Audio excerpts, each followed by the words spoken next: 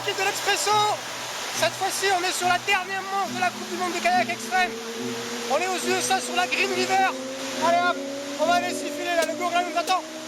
Après avoir remporté la première étape d'ouverture de cette Coupe du Monde 2014 du côté de Serre-Chevalier dans les Alpes, notre jardinier de la ville de Pau était bien parti pour démarrer cette saison sur les chapeaux de roue. CRTT posé auprès du service des espaces verts de la ville, Eric s'envole sans sponsor ni bateau pour la deuxième étape du Tour mondial pour l'épreuve du White Little Salmon dans le cœur sauvage de l'état de Washington. Une rivière capricieuse aux rapides intransigeants et des chutes d'eau aussi belles qu'exigeantes offrent une nouvelle place sur la troisième marche du podium. 2 semaines plus tard, de retour aux US dans l'Idaho, Eric concrétise et signe de nouveau un podium, toujours sur cette même troisième marche, à l'occasion de la 3e édition du North Fork. Eric fait alors déjà office de favori pour le titre mondial.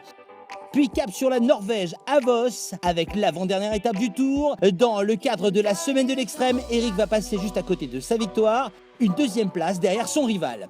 Arrive enfin le moment de vérité sur la Green Race, l'épreuve de légende. De retour sur le sol américain, des conditions extrêmes s'invitent au programme de la 19e édition et 10 cm de neige sur le sol. Comme vous le voyez, il fait un temps magnifique et radieux. Une 4e place confortable va permettre aux Palois de décrocher pour la 3e fois le titre de champion du monde de kayak extrême. Sa passion, sa persévérance et sa capacité à se battre malgré les conditions pas toujours évidentes ont permis à Eric d'être le plus régulier cette saison. Un 3e titre bien mérité pour ce champion hors pair.